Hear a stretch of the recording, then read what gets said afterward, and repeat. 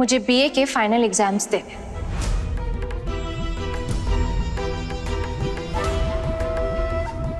अगर आप लोग मुझे एग्जाम में बैठने नहीं देंगे तो मैं ये शादी नहीं करूंगी।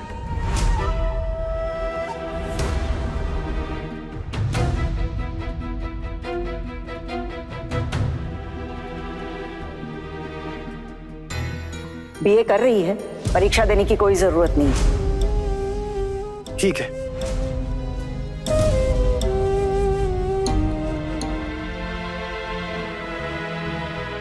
लेकिन आप प्लीज इस बारे में घर वालों से कुछ बात मत कीजिएगा।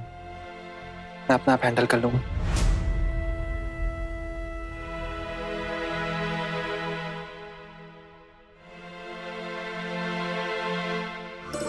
मैं आपसे एक बात पूछ सकता हूँ? आप बहुत गुस्से वाली हैं क्या? मैं आपको गुस्से वाली लगती हूँ? हाँ, थोड़ा सा। आपकी माँ भी बहुत गुस्से वाली है। आपको ऐसा लगा? और केवल आपकी माँ नहीं, आपके एक भैया भी बहुत गुस्से वाले हैं। लेकिन मैं तो बिल्कुल भी गुस्से वाला नहीं। मुझे तो गुस्सा आता ही नहीं। अब वो जानने का समय कहाँ मिला।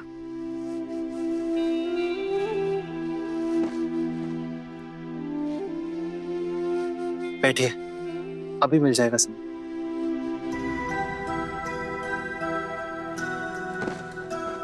मैं बिल्कुल भी गुस्से वाला नहीं हूं, लेकिन हाँ, मुझे गुस्से वाली लड़कियां बहुत पसंद।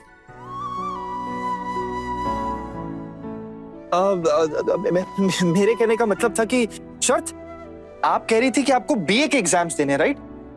जी बिल्कुल, मुझे बीए के फाइनल एग्जाम्स देने। लेकिन मेरे घर वाले आपके घर वाले के एग्जाम ना देने की शर्त को मान लेंगे। इनफैक्ट उनसे कुछ भी नहीं कहेंगे, शादी के लिए भी राजी हो जाएंगे। लेकिन मुझे बीए के फाइनल एग्जाम्स देने, और यही मेरी इच्छा है।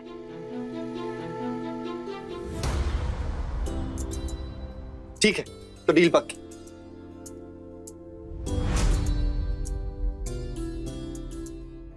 और अगर आपने ये डील तोड़ दी तब?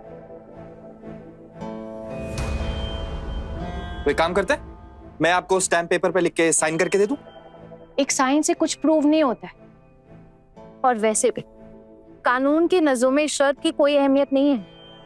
तो फिर आप ही बता दीजिए कि मैं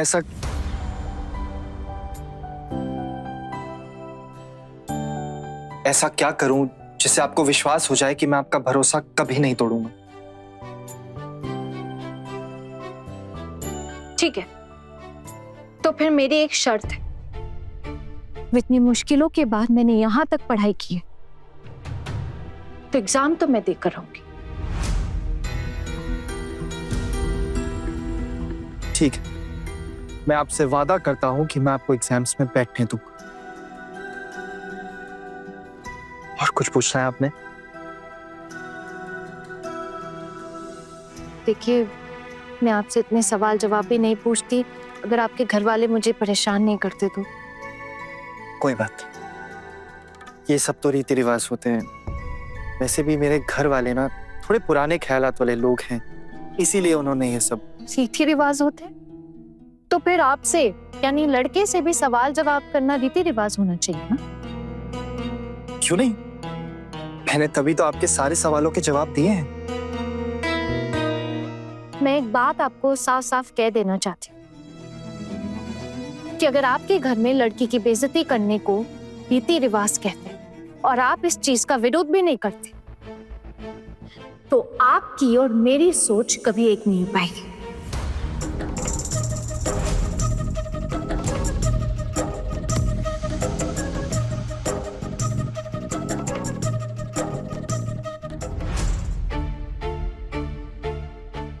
देखिए, फिलहाल तो मेरे घर वालों के खिलाफ जाने की मेरी हिम्मत है नहीं।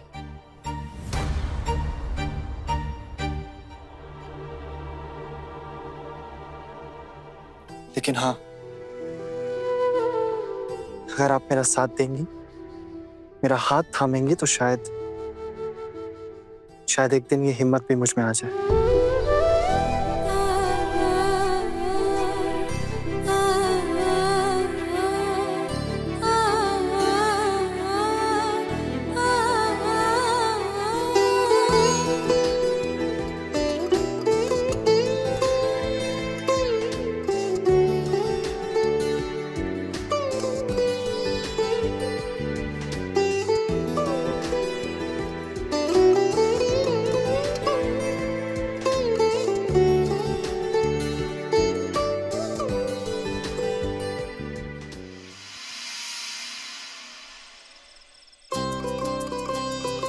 अब सारे लोग यहाँ पर है तो एक बात साफ साफ कह देती हूँ,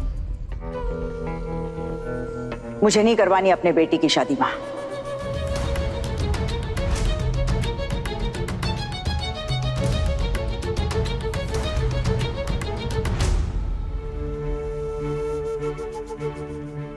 हाँ, अगर आपको शादी करवानी ही नहीं थी तो हम लोग वहां रिश्ते की बात करने क्यों गए थे?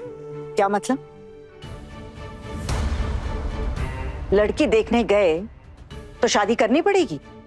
देखा नहीं उस लड़की ने क्या किया? पहले ही दिन गरम गरम चाय गिरा दी, जला दिया मुझे। तूने ऐसा क्यों किया? गरम चाय क्यों गिराई उन पे? बड़ी माँ, मैंने जानबूझकर चाय थोड़ी ना गिराई उनके ऊपर। अरे गिराई क्यों तूने चाय? अंधी हो क्या? दिखाई नहीं देता क्या? और गिराई भी तो किस पे? अपनी होने वाली सास पे। बड़े पापा, मैंने सच में जानबूझ के कुछ नहीं किया। चल मान लिया गलती से गिर गया, लेकिन था तो गलत ही ना। तुझे भी तो थोड़ा ध्यान देना चाहिए था ना। छुटकी बाहर आ, कि फिर ऐसे ही नाटक करती रहेगी काम करने का जैसे रोज करती है। तू अपनी बेटी को समझाती क्यों नहीं?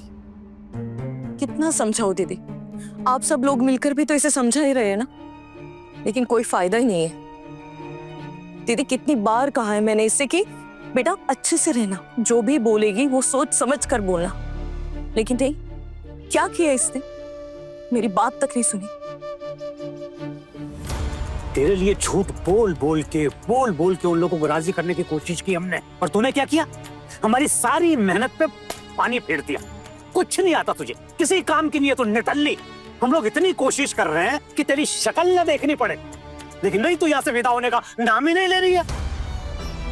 मेरा भरोसा कीजिए बड़े पापा, अगर ये शादी हो जाती है तो मैं यहाँ से चली जाऊंगी, कभी भी नहीं आऊंगी।